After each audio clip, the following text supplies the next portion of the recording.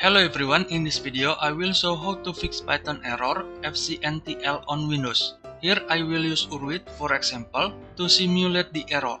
Also don't forget to install Python 3 package in CYGWIN. Hope this video can help. Now let me show you.